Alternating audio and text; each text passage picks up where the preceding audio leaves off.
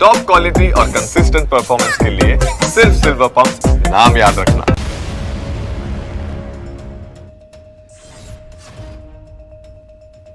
ಪಾಕಿಸ್ತಾನದ ವಿರುದ್ಧ ಆಪರೇಷನ್ ಸಿಂಧೂರ್ನಲ್ಲಿ ಸ್ವದೇಶಿ ಕ್ಷಿಪಣಿಗಳನ್ನು ಪ್ರಯೋಗಿಸಿ ಎದುರಾಳಿಗಳಲ್ಲಿ ಭೀತಿ ಹುಟ್ಟಿಸಿದ್ದ ಭಾರತ ಸದ್ಯ ಮತ್ತೊಂದು ಕ್ಷಿಪಣಿ ಪರೀಕ್ಷೆಗೆ ಮುಂದಾಗಿದೆ.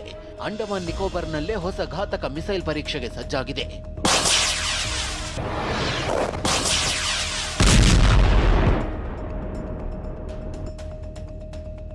ಮತ್ತೊಂದು ಕ್ಷಿಪಣಿ ಪರೀಕ್ಷೆಗೆ ಭಾರತ ಸಜ್ಜಾಗಿದೆ. ಅಂಡಮಾನ್ ನಿಕೋಬಾರ್ ಬಳಿ ನೋಟಂ ಜಾರಿ ಮಾಡಿದ್ದು 500 ಕಿಲೋಮೀಟರ್ ವ್ಯಾಪ್ತಿಯಲ್ಲಿ ನೋ ಫ್ಲೈಯಿಂಗ್ ಝೋನ್ ಅನ್ನು ಸರ್ಕಾರ ಜಾರಿಗೊಳಿಸಿದೆ. ಮೇ 23 ಮತ್ತು ಮೇ 24ಕ್ಕೆ ಕ್ಷಿಪಣಿ ಪರೀಕ್ಷೆ ನಡೆಯಲಿದೆ.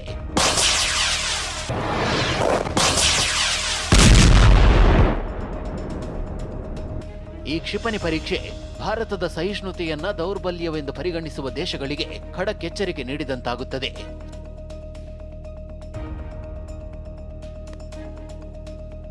ಪಾಕ್ ವಿರುದ್ಧ ಮತ್ತೊಂದು ರಾಜತಾಂತ್ರಿಕ ಕದನಕ್ಕೆ ಭಾರತ ಮುಂದಾಗಿದೆ. ಪಾಕ್ ಉಗ್ರರ ಪೋಷಣೆ ಬಗ್ಗೆ ವಿದೇಶಗಳಿಗೆ ಮನವರಿಕೆ ಮಾಡಿಸೋದಕ್ಕೆ ಭಾರತ ಸರ್ವಪಕ್ಷಗಳ ಸಂಸದರ ನಿಯೋಗ ಸಜ್ಜಾಗಿದೆ. ಇದೇ ಮೇ ತಿಂಗಳ 22ರಿಂದ ವಿವಿಧ ದೇಶಗಳಿಗೆ ಸಂಸದರ ನಿಯೋಗ ಪ್ರವಾಸ ಬೆಳೆಸುತ್ತೆ. ಆಪರೇಷನ್ ಸಿಂಧೂರ ಅನಿವಾರ್ಯತೆ ಮತ್ತು ಪಾಕ್ ಕುತಂತ್ರಗಳನ್ನ ಸಾರಿ ಹೇಳಲಿದೆ. ಅಮೆರಿಕ, ಇಂಗ್ಲೆಂಡ್, ದಕ್ಷಿಣ ಆಫ್ರಿಕಾ, ಕತಾರ್, ಯುಎಇ ಸೇರಿದಂತೆ ಅನೇಕ ರಾಷ್ಟ್ರಗಳಿಗೆ ನಿಯೋಗ ಭೇಟಿ ನೀಡಲಿದೆ. ಈ ನಿಯೋಗದಲ್ಲಿ 5ರಿಂದ 6 ಸಂಸದರು ವಿದೇಶ ಪ್ರವಾಸವನ್ನ ಕೈಗೊಳ್ಳಲಿದ್ದಾರೆ ಅಂತ ಹೇಳಲಾಗಿದೆ. ಇದರ ನಡುವೆ ಅಫ್ಘಾನಿಸ್ತಾನ ಪಹಲ್ಗಾಮ್ನಲ್ಲಿ ನಡೆದ ಉಗ್ರರ ದಾಳಿಯನ್ನ ಖಂಡಿಸಿದೆ. 2021ರ ಬಳಿಕ ಇದೇ ಮೊದಲ ಬಾರಿಗೆ ವಿದೇಶಾಂಗ ಸಚಿವ ಜೈಶಂಕರ್ ಜೊತೆ ಅಫ್ಘಾನ್ ವಿದೇಶಾಂಗ ಸಚಿವ ಅಮೀರ್ ನಡುವೆ ಮಾತುಕತೆ ನಡೆದಿದೆ. ಈ ವೇಳೆ ಅಫ್ಘಾನಿಸ್ತಾನ ಭಾರತಕ್ಕೆ ಬೆಂಬಲ ಸೂಚಿಸಿದೆ. ಭದ್ರತಾ ವೈಫಲ್ಯ, ರಾಷ್ಟ್ರೀಯ ಭದ್ರತಾ ವಿಷಯಗಳಲ್ಲಿ ಅಮೆರಿಕದ ಪಾಲ್ಗೊಳ್ಳುವಿಕೆ ಬಗ್ಗೆ ರಾಷ್ಟ್ರ ಮಟ್ಟದಲ್ಲೂ ಪ್ರಶ್ನೆ ಎತ್ತಲು ಕಾಂಗ್ರೆಸ್ ಸಿದ್ಧತೆಯನ್ನ ನಡೆಸಿದೆ. ಜೈ ಹಿಂದ್ ಹೆಸರಿನಲ್ಲಿ ದೇಶದಾದ್ಯಂತ ಸಭೆಗಳನ್ನ ನಡೆಸಲಿದೆ ಅಂತ ಎಐಸಿಸಿ ಪ್ರಧಾನ ಕಾರ್ಯದರ್ಶಿ ಕೆಸಿ ವೇಣುಗೋಪಾಲ್ ಮಾಹಿತಿ ನೀಡಿದ್ದಾರೆ. ಭದ್ರತಾ ಲೋಪ, ರಾಷ್ಟ್ರೀಯ ಭದ್ರತೆ, ಸರ್ಕಾರ ನಿರ್ವಹಿಸಿರುವ ರೀತಿ, ರಾಷ್ಟ್ರೀಯ ಭದ್ರತಾ ವಿಷಯಗಳಲ್ಲಿ ಅಮೆರಿಕದ ಪಾಲ್ಗೊಳ್ಳುವಿಕೆ ಬಗ್ಗೆ ಮೌನ ವಹಿಸಿರುವ ಕುರಿತು ನಾವು ಗಂಭೀರ ಪ್ರಶ್ನೆಗಳನ್ನು ಎತ್ತಬೇಕು. ಮೇ 20ರಿಂದ 30ರವರೆಗೆ ದೆಹಲಿ, ಬಾರ್ಮರ್, ಶಿಮ್ಲಾ, ಹಲ್ದ್ವಾನಿ, ಪಾಟ್ನಾ, ಜಬಲ್ಪುರ್, ಪುಣೆ, ಗೋವಾ, ಬೆಂಗಳೂರು, ಕೊಚ್ಚಿ, ಗುವಾಹಟಿ, ಕೋಲ್ಕತ್ತಾ, ಹೈದರಾಬಾದ್, ಭುವನೇಶ್ವರ, ಪಠಾಣ್ಕೋಟ್ನಲ್ಲಿ ಜೈ ಹಿಂದ್ ಸಭೆ ನಡೆಯಲಿದೆ. ನಿವೃತ್ತ ಯೋಧರು, ಪಕ್ಷದ ನಾಯಕರು, ಸಾರ್ವಜನಿಕರು ಭಾಗವಹಿಸಲಿದ್ದಾರೆ. ಇನ್ನು ಪಹಲ್ಗಾಮ್ ಉಗ್ರ ದಾಳಿ, ಆಪರೇಷನ್ ಸಿಂಧೂರ ಮತ್ತು ಭಾರತ ಪಾಕ್ ನಡುವಿನ ಉದ್ವಿಗ್ನತೆ ಬಗ್ಗೆ ಚರ್ಚಿಸೋದಕ್ಕೆ ವಿಶೇಷ ಅಧಿವೇಶನ ಕರೆಯುವಂತೆ ಕಾಂಗ್ರೆಸ್ ಆಗ್ರಹಿಸಿತ್ತು. ಆದರೆ ಕೇಂದ್ರ ಸರ್ಕಾರ ವಿಶೇಷ ಅಧಿವೇಶನವನ್ನ ನಡೆಸುವ ಸಾಧ್ಯತೆ ಕಡಿಮೆ ಅಂತ ಮೂಲಗಳು ಹೇಳಿವೆ. ಕರ್ನಲ್ ಸೋಫಿಯಾ ಕುರೇಶಿ ವಿರುದ್ಧ ಆಕ್ಷೇಪಾರ್ಹ ಹೇಳಿಕೆ ನೀಡಿದ್ದ ಮಧ್ಯಪ್ರದೇಶ ಬಿಜೆಪಿ ಸಚಿವ ಕುನ್ವಾರ್ ವಿಜಯ್ ಶಾ ವಿರುದ್ಧ ಮಧ್ಯಪ್ರದೇಶದ ಹಲವು ಜಿಲ್ಲೆಗಳಲ್ಲಿ ಕಾಂಗ್ರೆಸ್ ನಾಯಕರು ಪ್ರತಿಭಟನೆ ನಡೆಸಿದ್ರು. ಕುನ್ವಾರ್ ವಿಜಯ್ ಶಾ ನಾಲಿಗೆ ಕೊಳಕು ನಾಲಿಗೆ ಅಂತ ಕಿಡಿಕಾರಿದ್ರು. ಸಚಿವ ಸ್ಥಾನದಿಂದ ಕೆಳಗಿಳಿಸುವಂತೆ ಆಗ್ರಹಿಸಿದ್ರು. ಇನ್ನು ಮಧ್ಯಪ್ರದೇಶದ ರಾಜ್ಯಪಾಲ ಎಂಸಿ ಪಟೇಲ್ ಭೇಟಿಯಾದ ಕಾಂಗ್ರೆಸ್ ನಿಯೋಗ ವಿಜಯ್ ಶಾರನ್ನ ವಜಾಗೊಳಿಸಬೇಕೆಂದು ಒತ್ತಾಯಿಸಿದ್ರು. ಇಡೀ ದೇಶದ ಸೇನೆ ಮತ್ತು ಸೈನಿಕರು ಪ್ರಧಾನಿ ನರೇಂದ್ರ ಮೋದಿ ಕಾಲಿಗೆ ನಮಸ್ಕರಿಸುತ್ತಾರೆ ಅಂತ ಮಧ್ಯಪ್ರದೇಶದ ಉಪಮುಖ್ಯಮಂತ್ರಿ ಜಗದೀಶ್ ದೇವಡಾ ವಿವಾದಾತ್ಮಕ ಹೇಳಿಕೆಯನ್ನ ನೀಡಿದ್ದಾರೆ. यशस्वी प्रधानमंत्री जी को हम धन्यवाद देना चाहेंगे और पूरा देश की वो सेना, वो सैनिक उनके चरणों में नतमस्तक है. उनके चरणों में पूरा देश नतमस्तक है. ಜಗದೀಶ್ ದೇವಡಾ ಹೇಳಿಕೆ ವಿವಾದವಾಗ್ತಿದ್ದಂತೆ ತಮ್ಮ ಹೇಳಿಕೆ ಬಗ್ಗೆ ಸ್ಪಷ್ಟನೆಯನ್ನ ನೀಡಿದ್ದಾರೆ. ದೇಶದ ಜನತೆ ಸೇನೆಯ ಪಾದಕ್ಕೆ ನಮಿಸಬೇಕು ಅಂತ ನಾನು ಹೇಳಿಕೆ ನೀಡಿದ್ದೇನೆ ಎಂದಿದ್ದಾರೆ. और देश की जनता भारत की सेना के चरणों में नतमस्तक है. उनको प्रणाम करते हैं, उनका सम्मान करते हैं. जितना कहा जाए उतना कम है सेना के बारे में. ये शब्द मैंने कहे हैं. ವಿಂಗ್ ಕಮಾಂಡರ್ ಯೋಮಿಕಾ ಸಿಂಗ್ ಬಗ್ಗೆ ಸಮಾಜವಾದಿ ಪಕ್ಷದ ಸಂಸದ ರಾಮ್ ಗೋಪಾಲ್ ಯಾದವ್ ನಾಲಗೆ ಹರಿಬಿಟ್ಟಿದ್ದಾರೆ. ಬಿಜೆಪಿ ನಡೆಸುತ್ತಿರುವ ತಿರಂಗಾ ಯಾತ್ರೆ ಬಗ್ಗೆ ಟೀಕಿಸುವ ಭರದಲ್ಲಿ ಯೋಮಿಕಾ ಸಿಂಗ್ ಸೇರಿದಂತೆ ಅಧಿಕಾರಿಗಳ ಜಾತಿ ಉಲ್ಲೇಖಿಸಿದ್ದಾರೆ.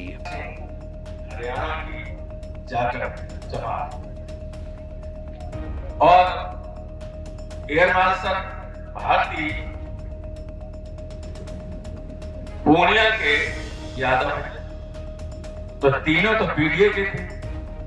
एक को मुसलमान समझ के गाली दी एक को राजपूत समझ के कुछ नहीं किया और भारती के बारे में जानकारी नहीं।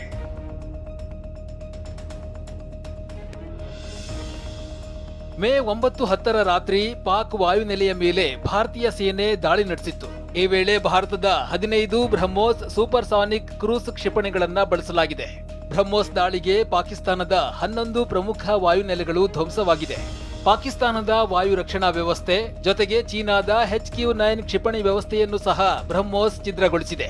ಸಿಂಧ್ ವಾಯುನೆಲೆಯಲ್ಲಿ ಹಲವು ಡ್ರೋನ್ಗಳು ಧ್ವಂಸವಾಗಿವೆ. ಪಾಕಿಸ್ತಾನದ ನಿವೃತ್ತ ಏರ್ ಮಾರ್ಷಲ್ ಭಾರತ ಬ್ರಹ್ಮೋಸ್ ದಾಳಿ ನಡೆಸಿದ ಬಗ್ಗೆ ಪಾಕಿಸ್ತಾನದ ಮಾಧ್ಯಮಗಳಲ್ಲಿ ಹೇಳಿಕೊಂಡಿದ್ದಾನೆ. ಮೊದಲಿಗೆ ಒಂದು ಬಂತು, ನಂತರ ಝುಮ್ ಅಂತ ಇನ್ನೊಂದು ಬಂತು, ಹೀಗೆ 4 ಬ್ರಹ್ಮೋಸ್ ಮಿಸೈಲ್ ಬಂತು ಅಂತ ಹೇಳಿಕೊಂಡಿದ್ದಾನೆ. 4 surface to surface BrahMos missile आए, सरफेस टू सरफेस या एयर टू सरफेस ये मुझे नहीं पता.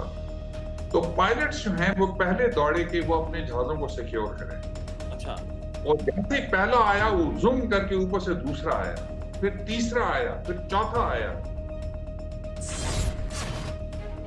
ಭಾರತದ ಬ್ರಹ್ಮೋಸ್ ಕ್ಷಿಪಣಿ ಶತ್ರು ರಾಷ್ಟ್ರಗಳಲ್ಲಿ ನಡುಕ ಹುಟ್ಟಿಸಿದೆ. ಹಾಗಿದ್ರೆ ಬ್ರಹ್ಮೋಸ್ ಶಕ್ತಿ ಎಂಥದ್ದು ಅಂತ ನೋಡೋಣ ಬನ್ನಿ. ಪಾಕಿಸ್ತಾನಕ್ಕೆ ನಡುಕ ಹುಟ್ಟಿಸಿರುವ ಭಾರತದ ಬ್ರಹ್ಮಾಸ್ತ್ರ ಬ್ರಹ್ಮೋಸ್ ಅತ್ಯಂತ ವೇಗದ ಸೂಪರ್ಸಾನಿಕ್ ಕ್ರೂಸ್ ಕ್ಷಿಪಣಿ. ಇದರ ವೇಗ 3 ಮ್ಯಾಕ್ ಅಂದ್ರೆ ಗಂಟೆಗೆ ಸುಮಾರು 3700 ಕಿಲೋಮೀಟರ್. ಇನ್ನು ಬ್ರಹ್ಮೋಸ್ ಸುಮಾರು 600 ಕಿಲೋಮೀಟರ್ ಅನ್ನ ಆರಾಮಾಗಿ ತಲುಪುತ್ತೆ. ಹಾಗೆ ನೋಡಿದ್ರೆ ಅಮೃತಸರದಿಂದ ಲಾಹೋರ್ಗೆ ಇರುವ ದೂರ ಕೇವಲ 55 ಕಿಲೋಮೀಟರ್. ಬ್ರಹ್ಮೋಸ್ ಕ್ಷಿಪಣಿಗೆ ಲಾಹೋರ್ ತಲುಪಲು ಕೇವಲ 72 ಸೆಕೆಂಡ್ಗಳು ಸಾಕು. ಹಾಗೆ ಅಮೃತಸರದಿಂದ ಇಸ್ಲಾಮಾಬಾದ್ಗೆ ಇರುವ ದೂರ 287 ಕಿಲೋಮೀಟರ್. ಬ್ರಹ್ಮೋಸ್ ಕೇವಲ 5 ನಿಮಿಷದಲ್ಲಿ ಇಸ್ಲಾಮಾಬಾದ್ನಲ್ಲಿ ರಣಭೀಕರತೆಯನ್ನೇ ಸೃಷ್ಟಿಸಿ ಬಿಡಬಲ್ಲದು. ಇನ್ನು ಭುಜ್ನಿಂದ ಕರಾಚಿಗೆ ಇರುವ ದೂರ 325 ಕಿಲೋಮೀಟರ್. ಇದನ್ನ ಪುಡಿಗಟ್ಟುವುದಕ್ಕೂ ಕೇವಲ 5ರಿಂದ 6 ನಿಮಿಷ ಸಾಕು. ಆಪರೇಷನ್ ಸಿಂಧೂರ ಬಳಿಕ ರಕ್ಷಣಾ ಕ್ಷೇತ್ರದ ಬಜೆಟ್ ಹೆಚ್ಚಿಸಲು ಚಿಂತನೆ ನಡೆದಿದೆ. ಪೂರಕ ಬಜೆಟ್ನಲ್ಲಿ 50,000 ಕೋಟಿ ಹೆಚ್ಚುವರಿ ನಿಧಿಯನ್ನ ಒದಗಿಸುವ ಪ್ರಸ್ತಾಪವನ್ನ ಇಡಲಾಗಿದೆ.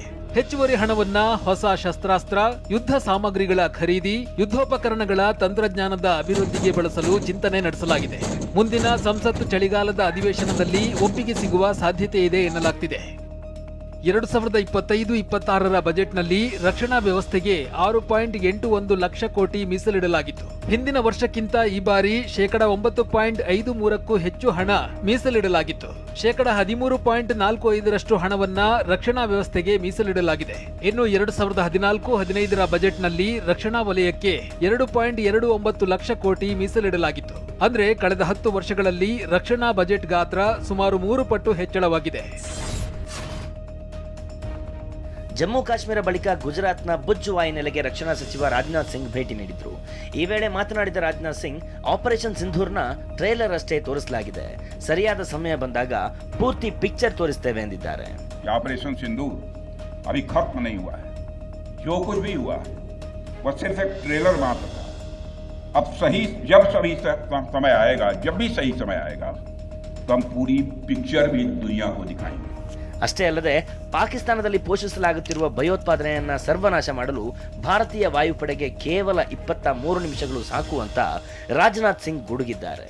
ಪಾಕಿಸ್ತಾನದ ಪ್ರಧಾನಿ ಶಹಬಾಜ್ ಶರೀಫ್ ಮೇ 7ರ ಮುಂಜಾನೆ ಆಪರೇಷನ್ ಸಿಂಧೂರ್ನ ಭಾಗವಾಗಿ ತಮ್ಮ ಪ್ರಮುಖ ವಾಯುನೆಲೆಗಳ ಮೇಲೆ ಭಾರತ ನಡೆಸಿದ ನಿಖರ ದಾಳಿಯನ್ನ ಒಪ್ಪಿಕೊಂಡಿದ್ದಾರೆ. ಈ ಬಗ್ಗೆ ಸಮಾರಂಭವೊಂದರಲ್ಲಿ ಮಾತನಾಡಿದ ಶಹಬಾಜ್ ಶರೀಫ್, ಭಾರತೀಯ ಕಾರ್ಯಾಚರಣೆ ಪ್ರಾರಂಭವಾದ ಕೆಲವೇ ಕ್ಷಣಗಳಲ್ಲಿ ಸೇನಾ ಮುಖ್ಯಸ್ಥ ಜನರಲ್ ಆಸಿಮ್ ಮುನೀರ್ ಮಧ್ಯರಾತ್ರಿ 2:30ಕ್ಕೆ ನನಗೆ ಕರೆ ಮಾಡಿ ಎಬ್ಬಿಸಿದ್ರು ಎಂದಿದ್ದಾರೆ. ಮೊದಲು ಭಾರತ ತನ್ನ ಸೇನಾ ನೆಲೆಗಳ ಮೇಲೆ ದಾಳಿಯೇ ಮಾಡಿಲ್ಲ ಎಂದು ಪಾಕ್ ಬಡಾಯಿ ಕೊಚ್ಚಿಕೊಂಡಿತ್ತು. ಆದರೆ ಸದ್ಯ ಪಾಕ್ ಪ್ರಧಾನಿಯೇ ಭಾರತದ ಘಾತಕ ದಾಳಿಯನ್ನು ಒಪ್ಪಿಕೊಂಡಿದ್ದಾರೆ. ಭಾರತ ಪಾಕ್ ನಡುವಿನ ಕದನ ವಿರಾಮ ಒಪ್ಪಂದ ಮೇ 18ರವರೆಗೆ ವಿಸ್ತರಣೆಯಾಗಿದೆ. ಈ ಕುರಿತು ಉಭಯ ದೇಶಗಳ ಮಿಲಿಟರಿ ಕಾರ್ಯಾಚರಣೆಗಳ ಮಹಾನಿರ್ದೇಶಕರು ಶೀಘ್ರದಲ್ಲೇ ಸಭೆ ನಡೆಸಲಿದ್ದಾರೆ ಅಂತ ಸರ್ಕಾರದ ಮೂಲಗಳು ತಿಳಿಸಿವೆ. ಸಭೆಯಲ್ಲಿ ಗಡಿಯಲ್ಲಿನ ಪರಿಸ್ಥಿತಿ ಪರಿಶೀಲನೆ ಬಗ್ಗೆ ಅವಲೋಕನ ನಡೆಯಲಿದೆ.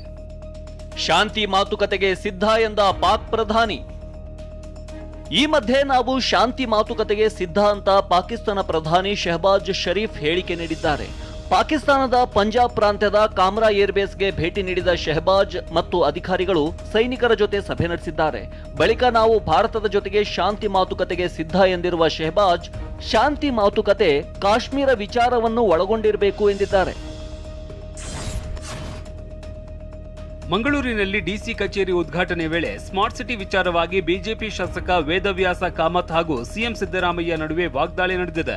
ಪ್ರಜಾಸೌಧ ಉದ್ಘಾಟಿಸಿದ ಸಿಎಂಗೆ ಧನ್ಯವಾದ ತಿಳಿಸಿದ ವೇದವ್ಯಾಸ ಕಾಮತ್, ಸ್ಮಾರ್ಟ್ ಸಿಟಿ ಯೋಜನೆಯಿಂದ ಡಿಸಿ ಕಚೇರಿಯಾಗಿದೆ. ಪ್ರಧಾನಮಂತ್ರಿ ಅವರು ಸ್ಮಾರ್ಟ್ ಸಿಟಿ ಮೂಲಕ ಅನುದಾನ ಕೊಡದಿದ್ದರೆ ಈ ಯೋಜನೆ ಆಗ್ತಾ ಇರಲಿಲ್ಲ ಎಂದಿದ್ದಾರೆ. ಬಳಿಕ ವೇದವ್ಯಾಸ್ ಕಾಮತ್ಗೆ ತಿರುಗೇಟು ನೀಡಿದ ಸಿಎಂ ಸಿದ್ದರಾಮಯ್ಯ, ಸ್ಮಾರ್ಟ್ ಸಿಟಿ ಕಾರ್ಯಕ್ರಮ ಪ್ರಧಾನಿ ಮಾಡಿದ್ದು ಅಂದ್ರೆ ಒಪ್ಕೋತೀನಿ, ಆದ್ರೆ ಅರ್ಧ ಹಣ ನಾವು ಕೊಡ್ತಾ ಇದ್ದೇವೆ, ಇನ್ನರ್ಧ ಅವರು ಕೊಡ್ತಾರೆ ಅಂತ ಹೇಳಿದ್ರು. ಸ್ಮಾರ್ಟ್ ಸಿಟಿಯಿಂದ ಮಾನ್ಯ ಪ್ರಧಾನಮಂತ್ರಿಗಳ ಕನಸಿನ ಕೂಸಿನ ಯೋಜನೆ ಇದು ಮಂಗಳೂರಿನಲ್ಲಿ ಕರ್ನಾಟಕ ಅಲ್ಲ ಇಡೀ ದೇಶದಲ್ಲೇ ಪ್ರಪ್ರಥಮ ಬಾರಿಗೆ ಒಂದು ಸ್ಮಾರ್ಟ್ ಸಿಟಿಯ ಯೋಜನೆಯ ಅನುದಾನವನ್ನ ಒಂದು ಪ್ರಜಾಸೌಧಕ್ಕೆ ಉಪಯೋಗಿಸಿದ್ದು ಅದು ಮಂಗಳೂರಿನಲ್ಲಿ ಅದು ವಿಶೇಷವಾದಂತ ಕೊಡುಗೆ ಆಗಿದೆ. ಅದಕ್ಕೆ ನಮ್ಮ ಪ್ರಧಾನಮಂತ್ರಿಗಳ ಈ ಯೋಜನೆ ಕನಸು ನನಸಾಗಿದೆ ಅಂತ ಹೇಳುವಂಥದ್ದು ಹೇಳ್ತಾ, ಕರ್ನಾಟಕದಿಂದ ಎಷ್ಟು ತೆರಿಗೆ ಕೊಡ್ತೀವಿ ಗೊತ್ತಾ ನಿಮಗೆ ಮಿಸ್ಟರ್ ಕಾಮತ್? ಸುಮಾರು 4.5 ಲಕ್ಷ ಕೋಟಿ. ಅದನ್ನೆಲ್ಲಪ್ಪ ನೀವು ಹೇಳ್ದಿಲ್ಲ. ಮೋದಿಯವರಿಗೆ ಧನ್ಯವಾದಗಳನ್ನು ಹೇಳಬೇಕು ಅಂತ ಹೇಳಿದಲ್ಲ, ಅದಕ್ಕೆ ಹೇಳ್ತಾ ಇದ್ದೀನಿ.